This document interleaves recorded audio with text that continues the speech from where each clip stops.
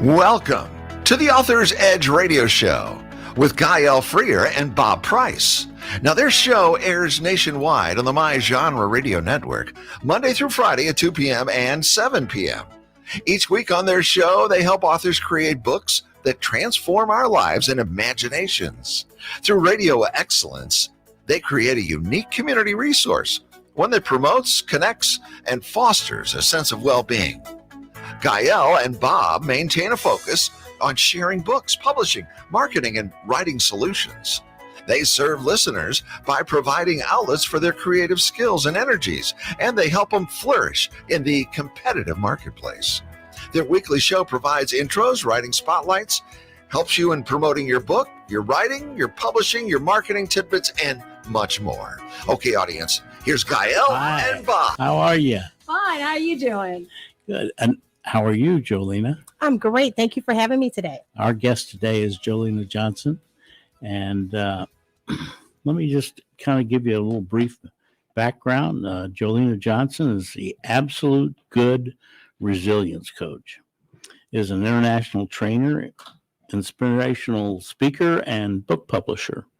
It's time to interrupt the effects of people, places, and things. Authentic connection, intuitive interaction, and open communication create understanding.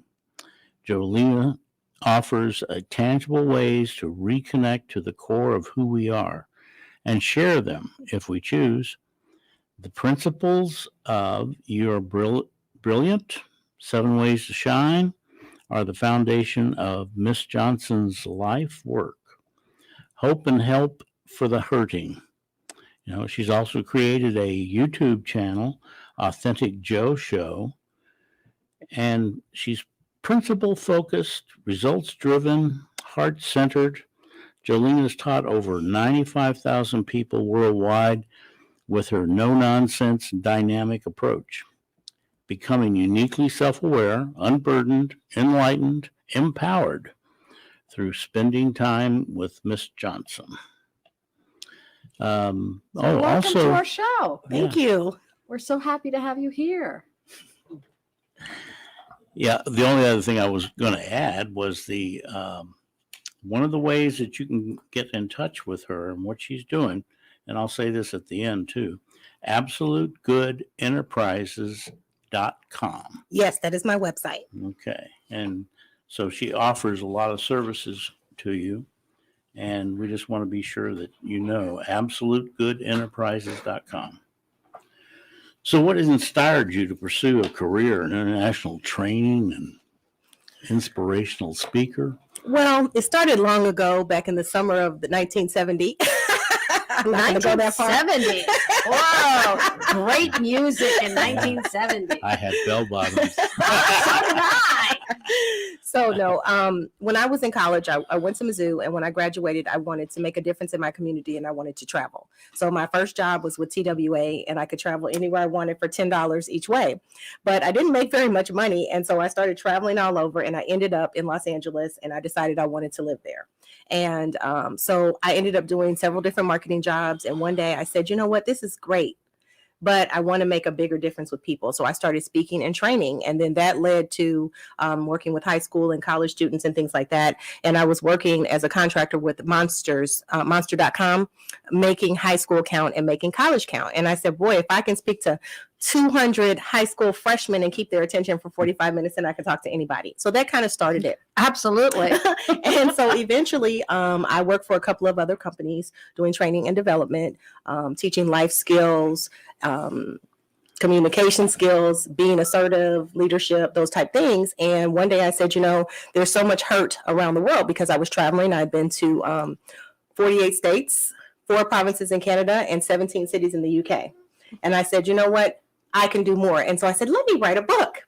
And I thought at that time, oh, I just got to put this out here and it'll be great. And then I made a whole bunch of mistakes, and I found the St. Louis Publishers Association, and they helped me. You know, they have monthly meetings. And since that time, that was over 10 years ago, I'm a board member. I've been a board member for several years, and we help people as individuals as well as the organization to kind of get their books together and learn. And that's actually how you found me, through Dr. Warren Martin, who used to be the president. Yes, that's right. And so I just wanted to reach and teach more people. And I felt I've always been a person of words, but I've always had a servant's heart. And I feel like that's my purpose.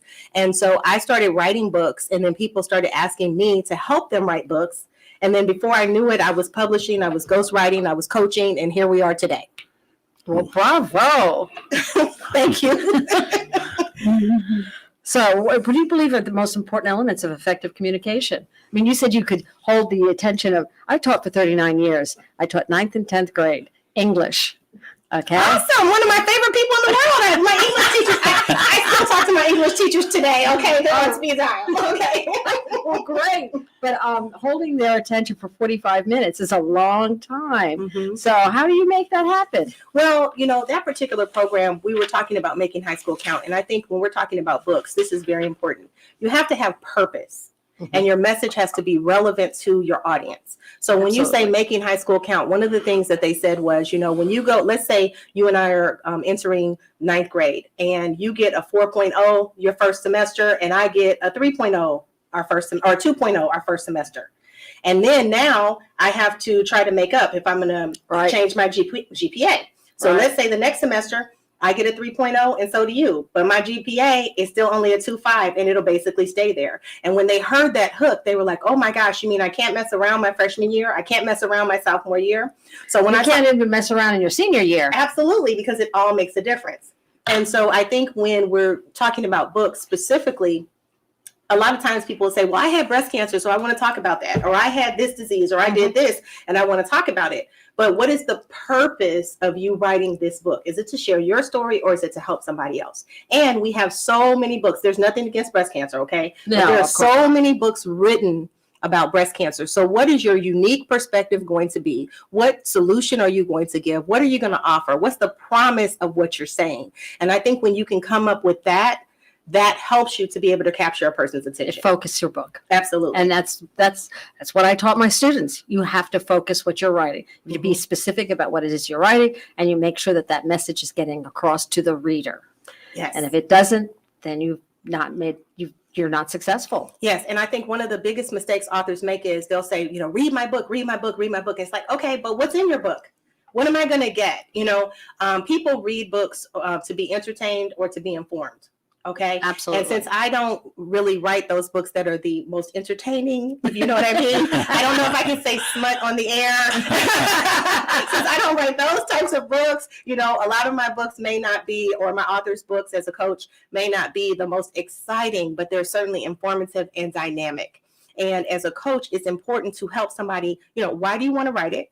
What's your focus? What's your goal for yourself? But what's your goal for your reader? So when you say, read my book, you want to say, hey, I've written a book about this, and this is how this can help you. Right. Yeah, and the reader has to be able to get something out of it. Yes. Otherwise, they're not going to read the book. Yes. I mean, it's just that simple. Mm-hmm. You have to know who your focus is. Yes. And what your focus and what your audience are thinking. Yes. And these days it's a little tougher because there are thousands and thousands and thousands of books that are published. I mean, the last number I heard, I think it was like 10,000 a week. Mm-hmm. I think Okay. that's And about right. it's probably more now. I mean, because this is an old statistic. Okay. Right. So when you think about 10,000 new books every single week, why would somebody pick your particular book? And I think it makes it more difficult in a way. So someone like a Joel Osteen or a TD Jakes, they have a built-in audience, right? So when they sell a book, I mean, it's just gone. It's right. Right. But what about a regular person who says, I have something really important to say? So I talk to them and say, well, what is unique? Is it based on your experiences? Is it based on your travels? Is it based on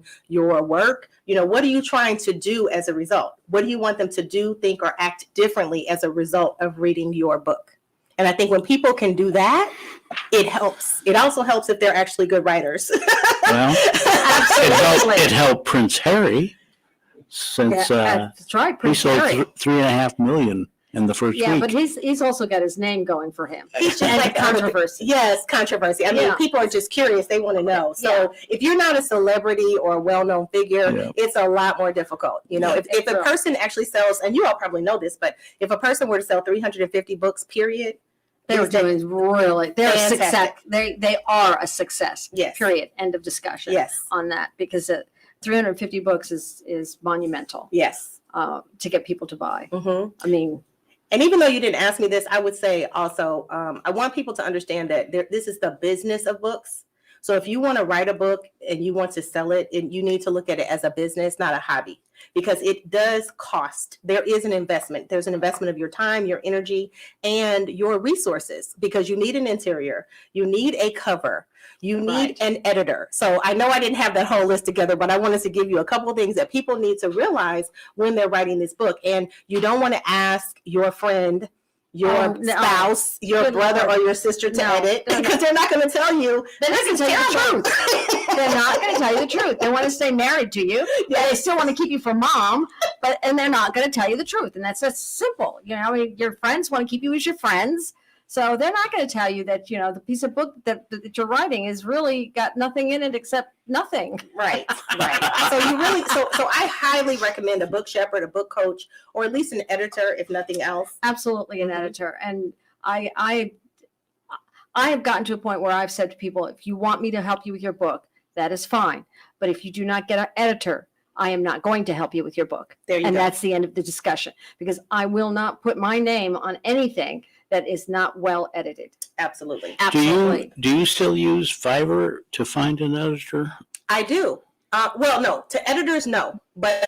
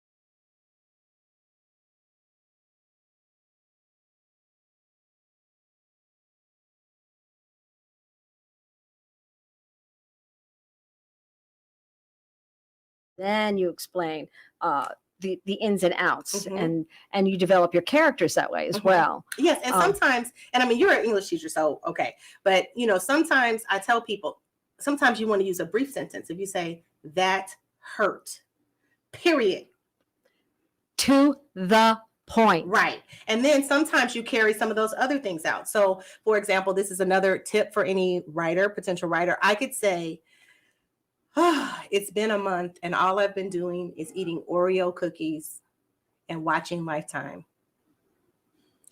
Now it's 20 pounds later, and I don't know what to do. And it works perfectly. And that's it. And we don't. And there's know no what happened. berries in there. No, it wasn't. so more than likely, I might have had a relationship breakup or something else, right? But you're setting the scene. Yes. And that's what needs to be done. The scene has to be set so Yes. that people will buy into your scene. Everybody's done that 20 Oreo cookies. Yes. And everybody sat and watched Hallmark until Yes. they cried Yes. and had more Oreo cookies. And then sometimes with ice cream, Yes. and then maybe cheesecake after that. Yes. That's 25 pounds. Can you describe kind of a process that you use in publishing, or the process steps that you take? Okay. So I work with people to find out what they're trying to do, where they are and where they're not. So in my 2-hour consultation, if they've already written something, I've had people who didn't have anything, and we started with 11 bullet points and written a whole book. Okay. Because it's like, okay, what's the subject? What are you trying to accomplish? So number one, what's the subject? What are you trying to accomplish, or what problem are you trying to solve? And what is your actual solution?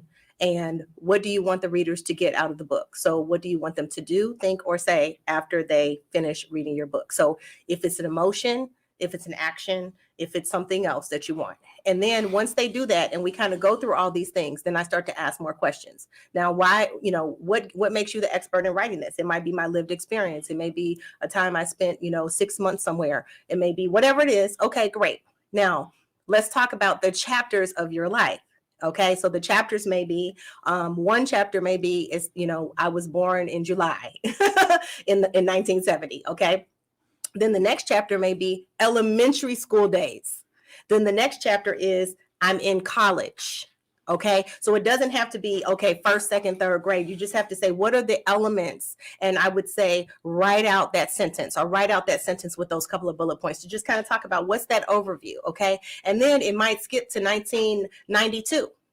Or it might skip to 1994 when I moved to Los Angeles. Okay. So it might be the City of Angels. Okay. So you talk all about whatever happened in the City of Angels. Now, not just your whole life story, but what's the point? When I moved to the City of Angels, this is what happened. And these are the significant things. And this is what I want you to know. And then you move on from there. So it's kind of like you're going to the cocktail party, or you're doing Law and Order. Okay.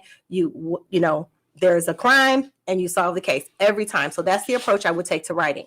And then also, keeping in mind who is your audience, because one of the biggest mistakes new authors make, they'll say it's for everybody. No, your book is not for everybody. Everybody is not interested. It may be people who look like you, meaning they may be your age, or they might be slightly younger than you, or they might be extremely younger than you. So if you're a mom or a grandmother or something like that, and you're writing a book about family, or a dad, people love books by men because we don't have enough of them. Okay. So whatever it is, you want to think about, how are you the authority on it, and what is your perspective about that? Okay. Then you want to say, I need to choose a cover design, and you don't want to wait till the end. What do I want this to look like? So I recommend people going to the bookstore, actually going to a bookstore. And if not, go to Amazon and look at books in what you think your genre is. So if it's a nonfiction book in a particular subject, go to the bookstore and figure that out, and look at all the covers. And you say, oh, I like this cover because such and such, and I like the font of this color, and I like the feel of this cover. So I recommend having 3, no more than 5 book cover samples to give to your potential book cover designer to say, I like these elements, because you're communicating a vision that they cannot see and they may not know you. So you can say, I like the feel of this cover. I like the style of this cover. I like the font of this cover. And this is my title, and this is my information. Don't put the word buy on your cover. It does not go there. It's just your name. So just your name, not buy. I just want to say that. All right. And so then once you actually write the book or during the time, if you have a coach or a ghostwriter like me who can support you during the time, then you work with that person. By the end of it, it still needs to be edited, because if someone like me is working with you, I'm in your head and I know exactly what you're talking about, but you need an outside person to come in and say, okay, Absolutely. you missed this, fix this, do this, do this, do this, and or a proofreader. So at that time, if you're working with a coach, you don't need a content editor because your coach is going to be doing all that. But at the end, someone else, another set of eyes needs to look at it to make sure it's okay. Then it needs to be sent to an interior designer. And the interior designer, you can find them on Fiverr. You need to look, but you need to find them and find writing samples. And a good designer is going to have a website or something that will show you, okay, if it's a novel, you can choose this style. If it's a, nonfiction book, you can choose this style. So they'll give you samples, or you can, those same books that you were at Barnes and Noble, you look inside and you say, I like the way this looks. I want a rose. I want a clock. I want whatever it is. So I'm putting that there. So that's basically it. And then eventually you're going to have to, of course, pay for all these services. And one of the things, and I'll just tell you this, I do have a workshop that's coming up with the St. Louis Publishers Association. So I want them to come and get more information. So I'm just going to say this right now. It's called Bring Your Books to Life, the 2023 Virtual Publishing Conference. And that is, again, Bring Your Books to Life, the 2023 Virtual Publishing Conference is going to be held on February 25th, 2023. That is 8:30 to 12:30 Central Time. And if someone wants more information, they can go to stlouispublishers.org, and anybody can come on, and it's $40, and it's going to be the best investment you can make. So we're going to talk about cover design, how to upload to Amazon. We'll have 2 different editors talking about different types of editing, as well as me talking about 7 steps to make your publishing not overwhelming. So we'll give a little bit more details about that. So I just want to say that because I think it's an excellent resource for people. And then finally, you want to get your book, get a proof, and then look at it and make sure everything is okay before you press print.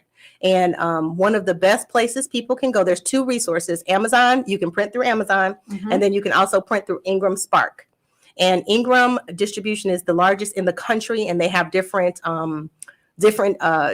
products. And so Ingram Spark is for independent authors or small publishers who can actually publish their book. And so they offer distribution and printing services. Thanks, Jolena. You're welcome. We're coming upon a break here. Okay. So actually, I have a question about Ingram Sparks, but I'll ask that question when we come back. All right. So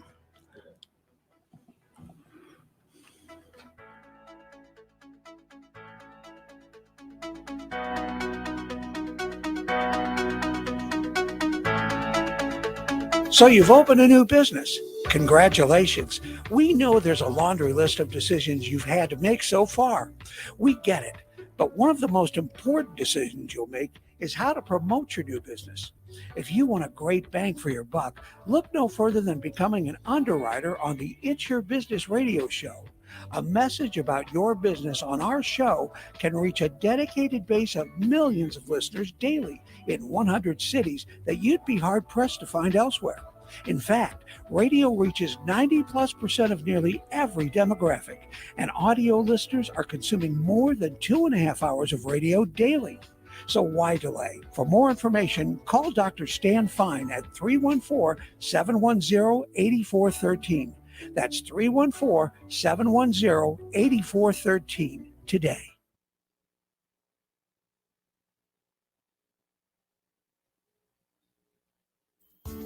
If you're looking for a new informative health and lifestyle show to gain knowledge and inspiration to help guide your journey to think, work, and live more powerfully, then you need to listen to Sage Advice with Melissa. It's live each Thursday from 10 to 11. Now, whether you're trying to improve your life from a mental, physical, or spiritual journey, Sage Advice with Melissa Coleman, CEO of Sage Skincare, delivers weekly advice from industry experts to provide you with insightful suggestions to allow you to thrive with a better quality of life. Melissa's mission?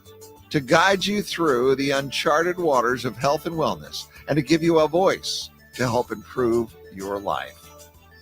So be sure to tune in to Melissa on KWRH 92.9 FM every Thursday at 10 a.m. You'll be glad you did. Hey, listeners, saying thanks to your customers is nice and polite, but expressing your gratitude in memorable and ongoing ways can boost your business. At Promo Experts LLC, we exceed our customers' expectations. For over 20 years, our product knowledge and experience has helped them with their marketing initiatives and trade show graphics.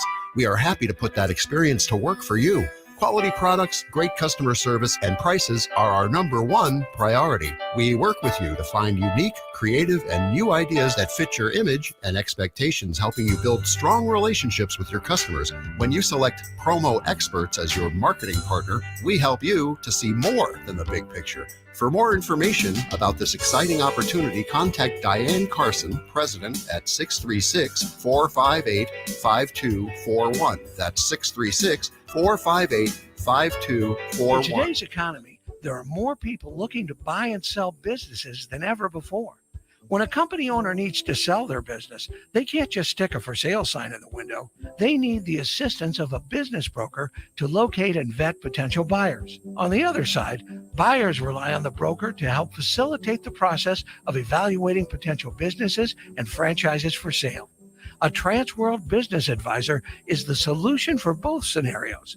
Transworld Business Advisors focus on 3 core concepts: business brokerage, franchise consulting, and franchise development. Transworld has specialized in the sale of business and commercial real estate. Today, Transworld Business Advisors is a global network of brokers offering a turnkey solution for those that want to build a solid business and future for themselves while maintaining a balanced quality of life. With our comprehensive training program, full marketing support, and local field support, you won't have to start from scratch. Our trained experts and members will help you every step of the way. Transworld Business Advisors has 40 plus years of experience, 10,000 plus businesses sold, and 600 plus brokers, 250 offices worldwide. For a free initial consultation, call Charlie Scarlett, business broker, or Billy Rowland, business broker, at 636-400-6100. Again, that's Charlie Scarlett, business broker, or Billy Rowland, business broker, at 636-400-6100.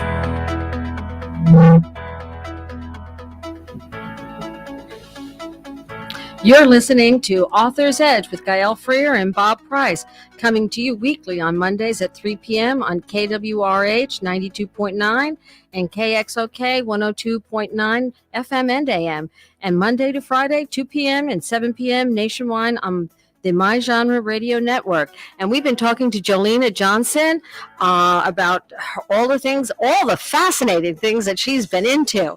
One of the questions that we were getting to was about Ingram Sparks, and I'd like you to maybe elaborate just a little bit more about what Ingram Sparks is and how to use that, and et cetera, et cetera, et cetera. Okay, I'm going to give you like a 3-minute rundown, okay? All right. Because I do recommend people come into the conference so they can learn more, okay? Because it's a lot to go over. But basically, Ingram is a distribution and publishing company.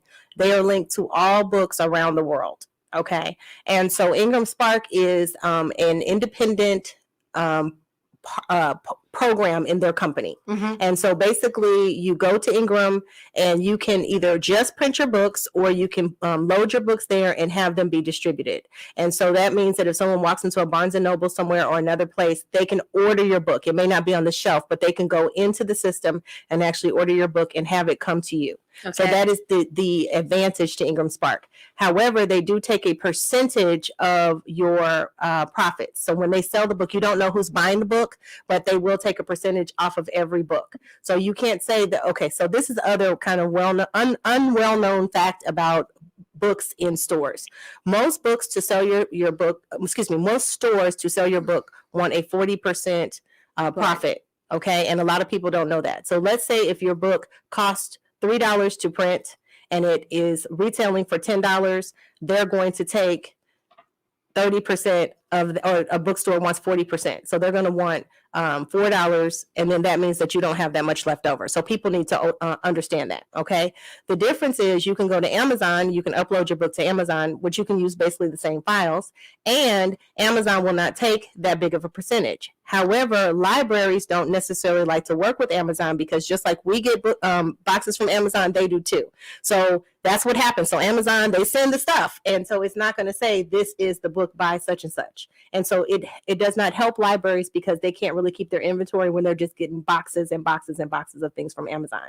However, it can be a lower cost solution, and you can have an Amazon account, and then you can keep track of your books. So you can see something sold today, something sold the next day, those type of things. With Ingram, they don't necessarily give you those dynamic of numbers. They're getting better about giving them to you, but just understand it takes about a quarter for you to get any of your profit. So although you see the sales, you don't necessarily get a check cut for about 3 months. So I want people to understand that writing a book is an investment, and you want to use a company that's going to be the best model for you. And so it does cost to upload books to Ingram. It's not a expensive fee, but it does cost, as opposed to Amazon, which does not cost. So, you just want to think about, is it likely you're going to get in libraries? Most people aren't. So it may or may not make a difference, but the prices to print from Ingram and the distribution is better. However, you won't necessarily get as much profit.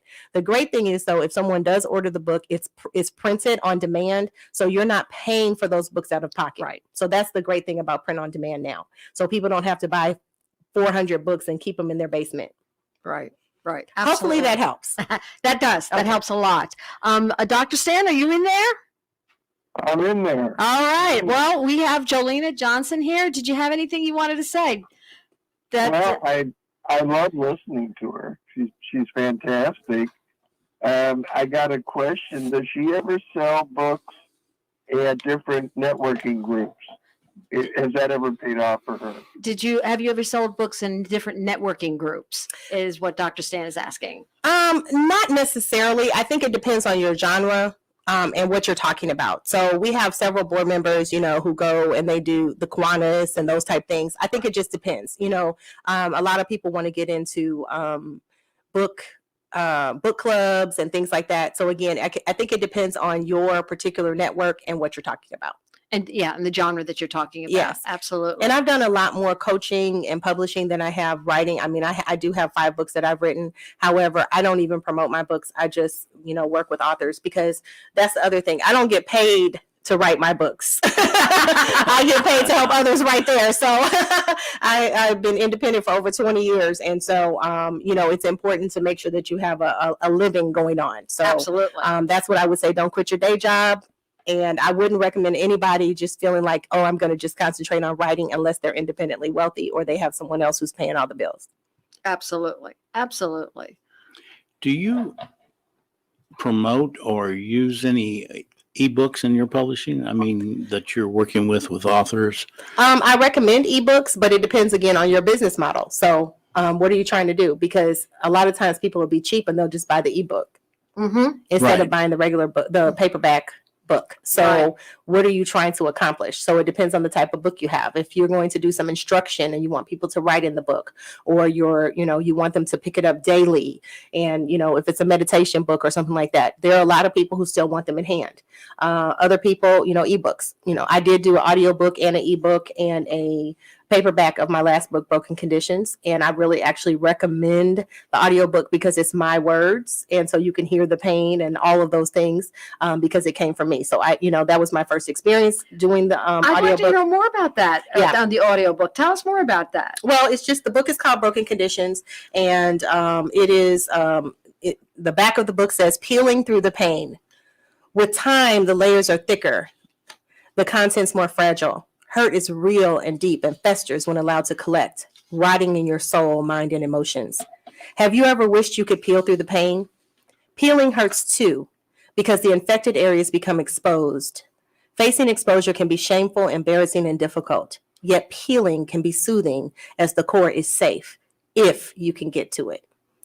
So this is from my book, Broken Conditions, and basically it talks about my actual experiences. It was supposed to be part of a 3-book series that I still didn't put out the other 2 books. I was going to ask you about that, because I looked your books up on Amazon and I saw that one, but I didn't see the other. I didn't see anything for the other 2. So clients became a priority, and both of those other books are 95% done, still sitting on my computer. And I'm like, you know what? I'm in a totally different place, and here we are. But the point of Broken Conditions, as you can hear, it is about my life. I believe that everybody has some type of broken condition in our life. Absolutely. And yes, and we may have inherited it, we may have lived through it, we may have whatever, but these are these difficult things that we go through. And until we actually face them and acknowledge this is what's happening, and it's simply a broken condition that I can work through and perhaps fix or alter and start to do or think something different, then it can be different. So it's a very personal journey, and it talks about my relationship as a single woman, a married woman, a divorced woman, a woman with mother issues, and all those type things.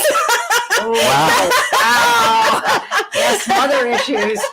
And so because it was supposed to be one of three, I didn't really give a lot of advice, but I did expose the pain, if that makes sense. And then to kind of go from there. So I would say, people need to think about, if you're going to talk about your life, how transparent are you going to be? And is that going to affect others? So I've had, my mother was very upset.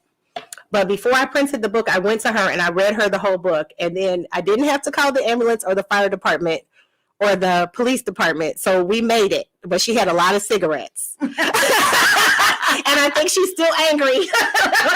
And I'm sorry, but if I was going to tell, I tried to be very respectful, but I did go into some things about her life. I don't regret it per se, but as a coach, and as I told you, I believe I'm here to serve people. I wanted people to understand we all have shame in some areas. We all have regret. So it's okay to say this hurts or this hurt me. And this is how I got here. So we see patterns, right? I mentioned my mom's a cigarette smoker. I don't smoke. But isn't that what happens? Either you do the same thing or you do the total opposite. Right. And this is often what happens when we grow up. So I think when people are going to talk about things, they can say, well, a relative. If something happened and it was tragic, right? Mm-hmm. You don't have to say my first cousin on my dad's side named Tom. You can say a relative who was about my age. Right. So you can do certain of those things. But if you're really going to reveal, you have to think about your purpose. And, a lot of people say, well, I'm going to wait until such and such dies before I talk about it. Well, is somebody waiting for your message? Have they been walking around wondering what the answer is, and it's inside of you, and they're saying, where is the answer? Where's the answer? And are you holding it in because you're trying to wait until somebody dies, or wait until you have the right help, or wait until you have the right motivation? And I would say, if you're listening to this and you want to write and you have felt like you're called to write, get it out. And I'm not saying get it out and print it, but at least get it out. And if you have, yes. And if you have everything in old notebooks, get to typing, because nobody's going to be able to do anything with it unless it's typed electronic. Yes, please. In a Word document so it can be altered. Okay. Absolutely. Absolutely. Actually, you when you were reading that, hurt is real and deep and festers, remind me of the Langston Hughes poem. Oh, well, thank you. That's quite a compliment. Oh, what happens to a dream deferred? Yes. And that is one of my favorite. He's one of my favorite, but that's one of my favorite poems of the pain. Yes. Of dealing with pain. Yes. Because I think it was directed towards a certain time and whatnot, Yes. but I think it's something that still exists. Absolutely. Absolutely. Mm-hmm. So, but anyway, yes, that's the first thing. As a matter of fact, it's on my script. Yes. I put it right there. That's amazing. Thank you. That's a high compliment. Thank you. But so how did you go about doing the audio book? I mean, what was the, how did you get that going? There are people who do audiobooks, and I can't think of, there's someone that I would recommend, but I don't remember the name of her company right now. But there are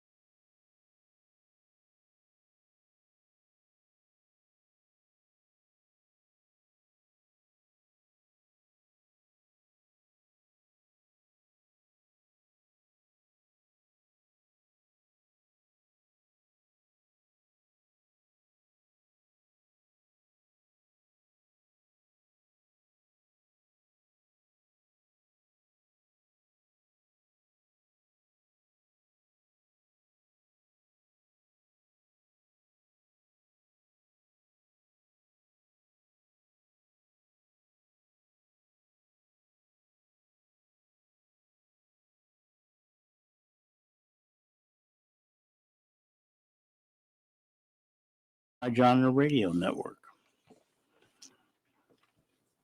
Okay, so 7, you are brilliant. 7 ways to shine. What are the 7 ways to shine? Oh my gosh. Let's see. It's been so long. Love, be patient and kind, respect yourself and others. I'm missing one. Love, be patient and kind, respect yourself and others. Number 5 is be a willing student, practice personal care, and put God first. I'm missing one. Respect yourself and others. Oh my gosh, I don't know the other one. I can't think of it right now. But I will tell you, love says start now by saying I love me, because when you love yourself, you believe in yourself and you know you are lovable no matter what. Also, loving yourself teaches you how to love others as well. Absolutely. So, Absolutely.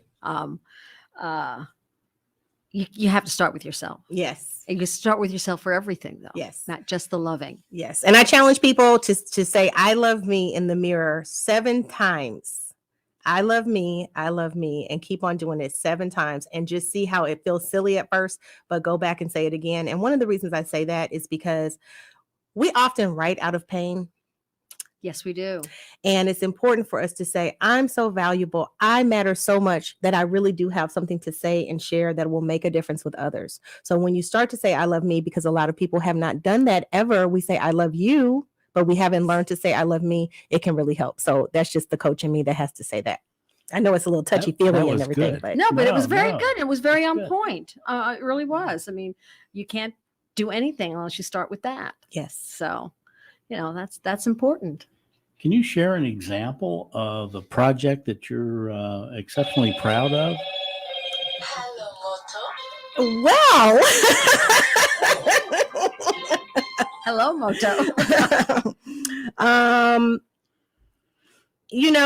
I have so many projects that I've worked on with authors. There is a book a series I've just worked on with a guy named Jeff Bender. And it is about, he has 2 children and they're both transgender children. And so we're talking about, it's basically guides to helping parents and grandparents understand some of the dynamics. So one is an actual children's book and one is a book for parents. And so I'm pretty proud of that because I wasn't really familiar with the subject matter. I didn't know anything when he was giving me some of these words. I'm like, what do they mean? And then we ended up putting in a glossary because a lot of times people don't know. We had his mom actually write a letter to say, this is how I felt when I saw my grandson wearing a dress and we didn't know how to talk about it with you. And so since that time, since the grandchild is now 8 and the grandchild is still wearing a dress, they're like, okay, well, this is how we feel. And so I'm pretty proud about that project because it was difficult for both of us because we were learning as we were going. And there's a lot of political issue about this. But I would say that parents love their kids, right? Unconditionally. Unconditional. And so what can you do but try to respect that? And then this is an issue. And so it's going to be something that's going to continue in our lives. And so what can we do about it except make sure that we are being respectful of people? So that's what I would say. And I'm going to find the children's book is called Oh, I Just Didn't Know. And it's by Jeff Bender. And I think you can find it, The Lion and the Owl. That's his website, The Lion and the Owl. So, Oh, I Just Didn't Know 11. Let me see. And I'm sorry, I wasn't really prepared to tell you that. That's fine. And this is for children and grandchildren because it's the illustrated book. Okay. Okay. And so 11 thoughtful conversations for grandparents and grandchildren. So it's so exciting because it shows what's going on. The number one thing in there is affirmation. So there's 11 ways, right? So affirming. So we talk about what affirmation is, a little story about affirming, and then a picture of the child being affirmed. And so it's 11 of those. And then in the back of the book, there are thoughtful conversations that grandparents can have with their children, their grandchildren, and talk. So that's so cool. Yeah. Great. That is really, It's really, really great. cool. Yeah. Mhm. I mean, it's almost like something that everybody should be kind of reading because I'm just not sure there's a lot of people that know exactly all of the parameters around that. Yes. And you know, what I would say is, and I know it kind of makes people uncomfortable, but let me just say this. We all have bias. Oh, absolutely. So if we can acknowledge our bias, and even if we don't believe or we don't agree, at least if we know more about it, maybe it can help us have more tolerance, period. And then maybe we can go to something else, maybe some understanding And accepting. and acceptance. And Yeah. acceptance is one of those words too. Acceptance. Mhm. Absolutely. Mhm. Okay. So what, let's see. Oh, what was there a time when your creative process was challenged? Writer's block or something like that, when you were just like, I'm not so sure. Or a client. Yes. Or clients, you're like, I'm not so sure. Yes, I've had many difficult clients. So this is what I'm, I can't believe you asked me this and at the end of the interview. Okay, yes. So I've had people who come in and they're like a background dancer. They're like an icon from, Ike Tina Turner, right? An icon. So they're a background dancer. And they don't know much, but they're here and they're in the background. That's how their skill level is. All right. And then once the book is finished, they feel like they're Diana Ross, the boss. Forget the Supremes. They're just, I did it all. And I'm just the superstar. And it's like they say they want to make a difference for people, but really it's just ego. And it's very difficult. And so I would say that I've had some people, by the time we were done, sometimes it's a few months, sometimes it's a year or more, just kind of flip the switch. And I think people would, I'm pretty direct, as you can tell. And and I think most people should be able to appreciate that, because I am also very direct. Yes. And I care. And when we're working together, I'm part of this. You know what I mean? Absolutely. I'm part of the process. So the challenge is, I think a lot of times, it costs out, to do this. So by the time, if they're having some financial issues and everything, if somebody says, well, how was it working with Jolena? And they might say, oh, well, it was okay. Then you say, well, was there any financial issue? And then if they, oh yeah, probably so. That's probably about the only complaint. That's what starts. So yeah. I would just say, it's a process. Everything is a process. And so I'm so proud to have worked with every single person, and I grow every time I learn. Every time I work with them. Absolutely. But some of them I've definitely been like, I'm done. And I'm glad I'm done. Yes, and go fly. Absolutely. Absolutely. I hope they can fly. And if they can't, superstars, well, they can, if they're a superstar, they can. Yes, I've had a couple of clients like that I'm like, yeah, thank you, but no, thank you. Yes. And we did something, and then I was done with that. So you also do a YouTube? Yes. So tell us more about that. Yes. So my show is called Authentic Joe Show, and Authentic Joe is spelled J-O show, and it's on YouTube. It's live every Tuesday night. So I actually have a show tonight at 7 p.m. And so I talk to people about different things. So it's get some information, grown woman conversations, those type things. And one of my more recent shows was about dementia. And I didn't see it, but I saw it advertised. Yes. I also saw the one about young men, Black men and perfection. Yes. I saw that one. Yes. Because a lot of times we'll say we're searching for perfection, but we're not perfect. So that's really what it is. Right. So I kind of have a play on words. So I've talked about, a 47-year-old having a stroke. Mm-hmm. We've talked about the best fraternities. It's just a different variety of things that, come up, and I feel like people need to talk about. Do you set the tone? Do you set the topic, or? Yes. I'm the producer and the creator. And then I have, people who help me with the production, but I always set the topic. And so I actually have something coming up, and it's about defining moments. And so during the month of February, we're going to talk about defining moments for men. Oh, for men. Yes. So I plan to do 28 shows, pre-taped though. They're not going to be live, for the month of February during Black History Month.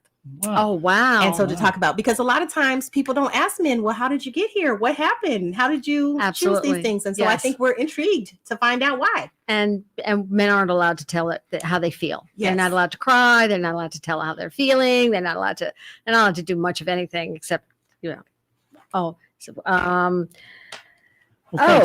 Jolena.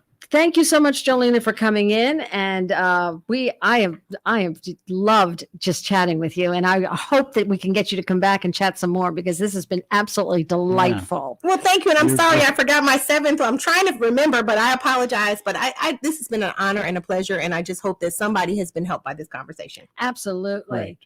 Absolutely. We loved having you. Thank you. Yeah, we do. And we're gonna our next show will be with Deborah Rainey, and she's gonna talk to us about publishing and her book that she's got out, and the fact that she's also a I film. think she's written about 20 books. Yeah, she has. She's been in it for a while. She's also done a film. That's right. And A movie. A movie. Yep. Yeah, the movie is, I think I even have the name of the movie here. Let me see. Well, the movie is Say A Vow Goodbye. to Cherish. It's A Vow to Cherish. And it was after one of her books that she wrote. So let's see. I also thought I had the name of the people that were in it, but I don't know. I don't see it. The actors. There's some big name actors in this. Say goodbye, Gael. Goodbye. Yeah. Goodbye.